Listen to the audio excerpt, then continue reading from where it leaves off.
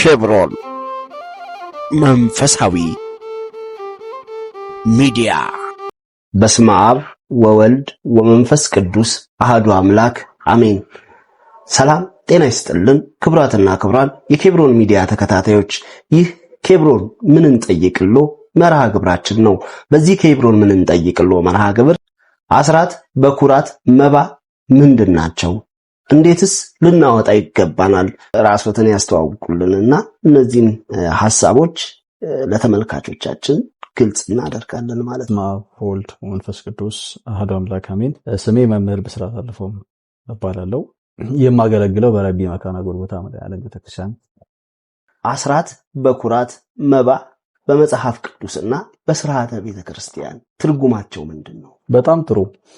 እንግዲህ አስራት በኩራትና መባ ብዙ ጊዜ ቤተክርስቲያን የምንሰማቸው ድምጾች ከቃሉ ስንነሳ አስራት ማለት 1/10 ማለት እንግዲህ ለምሳሌ እንደ ማስረጃ ብናይ ኦሪት ዘዳግም ምዕራፍ 14 ከቁጥር 22 ያለውን፣ ኦሪት ዘሌዋውያን ምዕራፍ 27 ከቁጥር 30 ያለውን፣ ኦሪት ዘዳግም ምዕራፍ 12 ከቁጥር 17 እነዚህ የተወሰኑ መጽሐፍ ቅዱሳዊ ማስረጃዎች ናቸው። በኩራት ቀዳሚያት የሚባሉም ደግሞ ነገር አለ በመጽሐፍ ቅዱስ። አስራት በኩራትና ቀዳሚያት ነው የሚባለው። ጥፍሩ ያልዘረዘረውን፣ ቀንዱ ያልከረከረውን፣ ጸጉሩ ያላረረውን ንጹህ መስዋዕት ለእግዚአብሔር በኩሩ ለየ ነው የሚለው። መጀመሪያውን ነው ለእግዚአብሔር መስዋዕት ያቀረበውና ይሄ መጀመሪያ ያቀረበው መስዋዕት ደግሞ ኦሪት ዘፍጥረት ምዕራፍ 4 ቁጥር 4 ላይ የምናገኘው ነው። የተወደደ መስዋዕት ሆኖ ቀርቦለታል ማለት። ስለዚህ እግዚአብሔር መጀመሪያ የሰጠነው ነገር እግዚአብሔር በፍቅር እንደሚቀበለው እናያለን ማለት። በኦሪት ዘኍልቍ ምዕራፍ 3 ላይ ያለ ስርዓት ነው። በአንደኛ ሳሙኤል ምዕራፍ 2 ላይ የምናገኘው ለምሳሌ ሐና ሳሙኤል እንደምናገረው በስለት ያገኘችው ልጇን መልሳ ለእግዚአብሔር ስትሰጥ እናያለን ማለት ነው። መባ ለእግዚአብሔር አምላካችን ከሚቀርቡ ስጦቶች መካከል አንዱ ነው። መባ ስጦታ ማለት ነው። ነብዩ እግዚአብሔር ቅዱስ ዳዊት ምን ይላል? በመዝሙረ ዳዊት መዝሙር 65 ከቁጥር 13 ላይ እበቡ ቤትከ ምስለ መባዬ ይላል። መባዬን ይዤ ወደ ቤት እገባለሁ ይላል። ስጦታዬን ይዤ።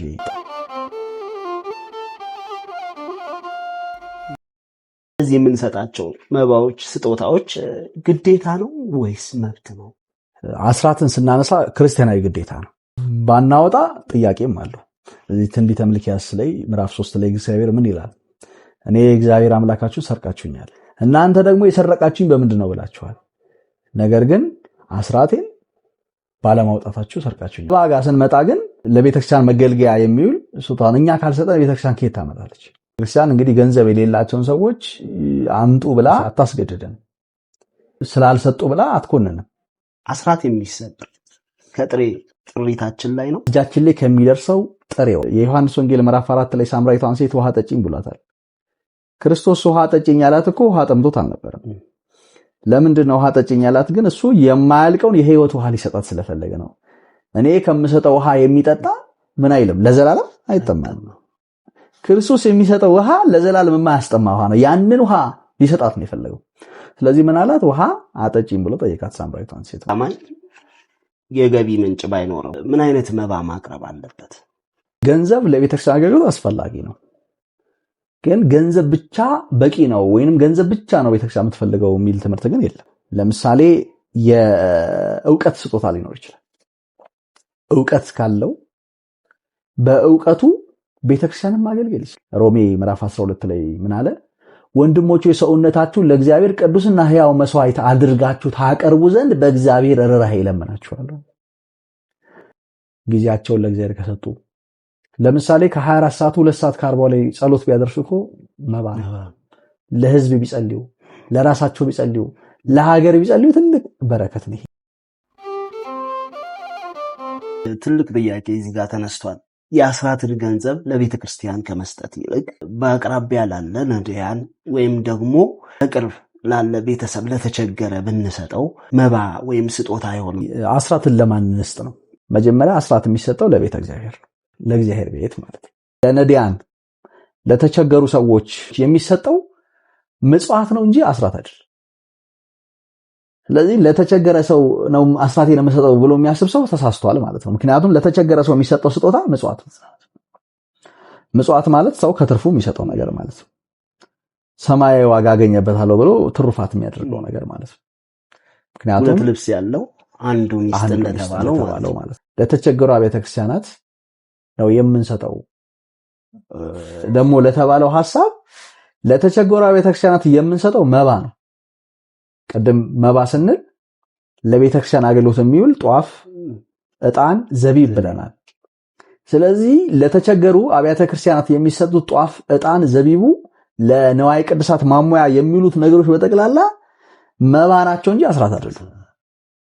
ስለዚህ አሁንም እዚህ ጋር ለተቸገሩ ቤተክርስቲያናት ነው አስራት የሚሰጠው ብሎ ለሚያስብ ሰው ይሄ ደግሞ መባ ነው እንጂ የሰጠው አስራት አይደለም ማለት ነው። ንስሐ አባት ለመምህረ ንስሐ ነው መስጠት የሚገባን ለሚለው ደግሞ መምህረ ንስሐችን ያሉት የት ነው? ሰው መምህረ ንስሐ መያዝ ያለበት ከየት ነው? ከአጥቢያ ቤተክርስቲያን ከሚገለገልበት። ለምሳሌ ሰው ግብር የሚከፍለው አዲስ አበባ ያለ ሰው የት ላለው ገቢዎች ነው? አዲስ አበባ። ሌላ ክልል ያለ ሰው ለአዲስ አበባ መክፈል አይችልም። ለምንድን ነው የማይከፍለው? እየተኖረበት ያለው እየተገለገለበት ያለው አካባቢ አዲስ አበባ ስለሆነ። መምህረ ንስሐችን ያሉት የት ነው? አጥቢያ ቤተክርስቲያን ደብራችን ላይ ነው። ቅዳሴ ላይ የሚቀድሱ ልኡካን ያሉት፣ እኛ ልጅ ብንወልድ የምናስጠምቀው፣ ክርስትና የምናስነሳው፣ ቅዱስ ተክሊል የምንፈጽመው፣ ሰው ቢሞትብን ጸሎተ ፍትሐት የምናስቀብረው የት ነው? አጥቢያ ደብራችን። ስለዚህ መምህረ ንስሐችን የሚገኙት አጥቢያ ደብር ላይ ስለሆነ ስለዚህ የሚሰጠው አስራት አጥቢያ ችላ ላለው ቤተክርስቲያን ነው የሚሰጠው ማለት ነው። ስለዚህ ይሄንን ደግሞ ቤተክርስቲያን ለምን ታውለዋለች? በኋላ ምን ያው ምንድነው ጥቅሙ? ቅድም ብየዋለሁ። ቤተክርስቲያን ለመንፈሳዊና ለማህበራዊ ተልእኮ ነው የምታውለው። አንዱ ለምሳሌ የአስራት ጥቅም ምንድነው? ቤተክርስቲያን ለምን ታውለዋለች? ቤተክርስቲያን የካህናትን ደሞዝ ትከፍላለች። የሚያበረየውን በሬ አፉን አትሰሩ ነው መጽሐፍ ቅዱስ። እንግዲህ አባቶቻችን ካህናቱ ይቀድሳሉ፣ ያገለግላሉ። ስለዚህ እነዚህ አባቶች የራሳቸው ህይወት አላቸው፣ ትዳር አላቸው፣ ልጅ አላቸው። ስለዚህ እነዚህ ሰዎች ደግሞ የሚኖሩበትን የራሳቸው ህይወት አላቸው። ስለዚህ እነሱም ህይወታቸው የሚያስቀጥሉት ቤተክርስቲያን ሌላ የገቢ ምንጭ የላትም። ስለዚህ ምዕመናን በሚሰጡት አስራት ምን ታደርጋለች? ለነዚህ አገልጋይ ልኡኮቿ ደሞዝ ትከፍልበታለች ማለት ነው። የተጓደሉ ንዋየ ቅድሳት ካሉ ታሟላበታለች ቤተክርስቲያን። ለምሳሌ በአፋ የምናያቸው አሉ፣ እንደዚህ የጎደለ ቤተክርስቲያን የምናያቸው ሰው ምዕመኑ አይቶ ሊያሟላቸው የሚገባው፣ ግን በውስጥ ደግሞ በክህነት አገልግሎት ውስጥ የካህናት ብቻ የሚረዱት በክህነት ስርዓት ውስጥ ያሉ ሰዎች ብቻ የሚያዩት የውስጥ ደግሞ ንዋየ ቅድሳት ትክክል ከታቦት ጋር የሚያያዙ ነገሮችን በክህነት የሚፈልጉ ነገሮችን እኛ ውስጥ ገብተን ልናያቸው ምዕመናን ሊያያቸው የማይችሏቸው ካህናት ብቻ የሚያውቋቸውን ነገሮች እነዚህን ለምዕመን አይነገርም። ይሄ ጎሎብናል፣ ይሄን ግዙልን አንልም። ቤተክርስቲያን ከሚመጣው አስራት ላይ የውስጥ ንዋየ ቅድሳትን ታሟላበታለች ማለት ነው። የተቸገሩ ሰዎችን ትረዳበታለች። በቋሚነት የሚረዱ ድሃና ምስኪኖች ይኖራሉ። ምክንያቱም ቤተክርስቲያን የምስኪኖች መጠጊያ ናት። ቤተክርስቲያን ሁልጊዜ በሮቿ ክፍት ናቸው። ቤተክርስቲያን ለድሃና ለምስኪን መጠጊያ ናት አይደለ? ምስኪን ህዙናን ነው የምትባለው። ያዘኑ ሰዎች መጠጊያ ናት ቤተክርስቲያን፣ መጠለያ ናት ቤተክርስቲያን። ስለዚህ ቤተክርስቲያን በቋሚነት ደግሞ ምን የሚረዱ ደግሞ ነዳያን ይኖራሉ። ስለዚህ እነዛ ነዳያን በደብር ውስጥ ባሉት በጎ አድራጎት ተቋማት በጎ አድራጎት የሚባሉ ማስተባበሪያዎች አሉ፣ መዋቅር ውስጥ በቃለ ዓዋዲው ባለው። ስለዚህ የምግባረ ሰናይ ስራ የሚሰሩ ማለት። ስለዚህ በሚመጣው አስራት በኩራት ምን ያደርጋሉ? በቋሚነት የሚረዱትን ነዳያን ምን ታደርጋለች ቤተክርስቲያን ማለት ነው? ትረዳበታለች፣ ታስተምርበታለች፣ ወንጌል ማዕድ ትዘረጋበታለች። መልሳው ለኛው ነው የምታውለው ማለት ነው። እኛ ተምረን ንስሐ ገብተን ቅዱስ ሥጋውን ክቡር ደሙን እንድንቀበል። ሥጋው ደግሞ ስታቆርበን እኮ ገንዘብ አትጠይቀንም ቤተክርስቲያን። ንስሐ ስታስገባን ገንዘብ ጠይቃለች ቤተክርስቲያን? አትጠይቅ። የጌታን ሥጋና ደም ማለት በምንም በገንዘብ ማተመነው። ስለዚህ ንስሐ ስርየተ ኃጢአት በገንዘብ አይተመንም። ገንዘብ እንኳን አይመጥነው ማለት ነው አገልግሎቱን። እና አንዳንዴ ምዕመናን እዚህ ጋር አረዳዳችን መስተካከል አለበት። እኛ ትንሽዬ ገንዘብ ሰተን መመጻደቅ የለብንም፣ ኦር መኮንንም የለብንም ቤተክርስቲያን። ለምን? ቤተክርስቲያን እኮ በነፃ የምትሰጠን እኮ ብዙ ነገር ነው። ስርየተ ኃጢአትን እኮ በገንዘብ አይደለም የምናገኘው፣ በነፃ መምህረ ንስሐው ጋር በስልጣኑ በካህኑ ስልጣን እኮ ስርየተ ኃጢአት የምናገኘው። ዘላለማዊ ህይወትን የምናገኘው እኮ በነፃ ነው። ቅዱስ ሥጋውን ክቡር ደሙን ገንዘብ አይመጥናትም ማለት ነው። ቤተክርስቲያን የምትሰጠውን አገልግሎት ገንዘብ አይመጥነው። ስለዚህ አባቶቻችንን ማኖር ስላለብን አስራት ይሄ ነው ዋና ዓላማው። ይሄን መረዳት ያስፈልጋል ማለት ነው። ልጆቻቸው ለማሳደግ ሌላ ስራ ላይ ቢሰማሩብን ኪዳኑ ቢታጎል ቅዳሴው ቢታጎል እኛው ነው የምንጎዳው። ስለዚህ ይሄንን ጭምር አስባ ነው ቤተክርስቲያን አስራት በኩራት አድርጉ የምትለው ለዚህ ዓላማ ስለምታውለው ነው። ስለዚህ አስራት ይሄ ነው ዋና ዓላማው። ይሄን መረዳት ያስፈልጋል ማለት ነው። በዚሁ ላይ እንዴት እናውጣው? አሁን ስናወጣ ትልቁ ክፍተቶች የሚታዩበት ነገሮች አሉ።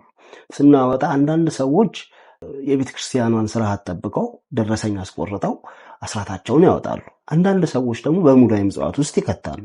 አንዳንድ ሰዎች ደግሞ ጡልኝ ወይም አውጡልኝ እያሉ ለካህናትም ለሌሎችም በእጅ እየሰጡ ሌሎች ሰዎች የሚደክሙበት ገንዘብ ተታለው ከቤተ ክርስቲያን የሚርቁባቸውን መንገዶች አሉ።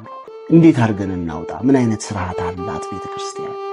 የማውጫ መንገዱስ ምን አይነት ነው?